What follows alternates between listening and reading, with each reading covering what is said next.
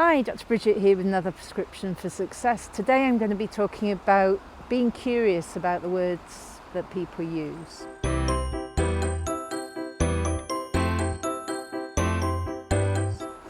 So I'm fascinated by language, and I think that language creates our reality, and we use language to label things. And we also use language depending on which part of the brain we access, mainly in a visual, an auditory or a feeling-y sort of way. And I was running my Stretch Mastermind group, which is a group where we just talk about interesting things. We had someone coming along that used clean language, and we did some clean language work. And clean language is about the metaphors that you use, which describe your model of the world, and if you know about those things, then you know what your processes are for doing things. So it was absolutely fascinating. And in terms of what I teach about language, just going through a little bit of it, the words that we have at a deep level is not what comes out of our mouth at a sort of more superficial level, because the deep level words get generalized, they get deleted, they get distorted, and we come out with something different that then has an effect on other people and creates results for us. So I just wanted to talk about thinking about the metaphors that people use and that you use yourself. So I've got 3 that I got off the top of my head. Is it off the top of my head? That's a metaphor in itself, isn't it? So which part of my head is that? The top? Is that above it? Is that in it? So it's just interesting. But I had dragging your feet. So I heard that the other day. Someone said, "Oh, I'm dragging my feet over that."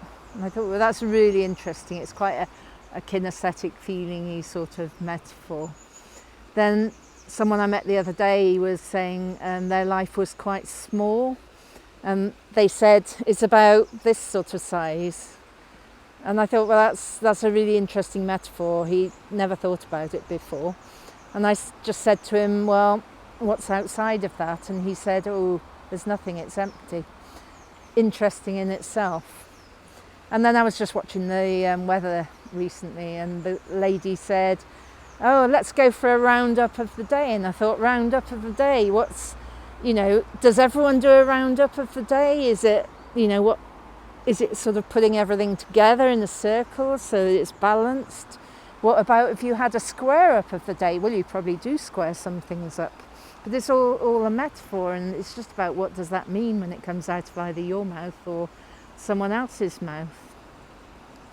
One of the questions in clean language is what sort of blah is that blah? So if we take dragging feet, we could say, well, what sort of dragging is that dragging?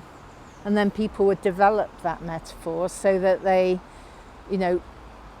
worked out, I've got this picture in my head of me being dragged along by someone with my feet behind me, getting dragged and making some marks on the grass. And, we could say, well, what happened before that dragging and what's going to happen after? And there's all sorts of questions that you can ask as if you're an expert in clean language, which I'm not.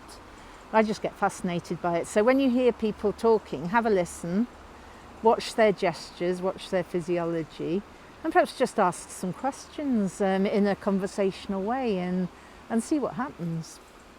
So that's me just being interested and curious about the words that people use. If you want to learn more about the words people use and how that comes out of people's mouth and how that influences other people, then NLP courses are great for that. So I'll put a link in. I'll see you next week. Bye.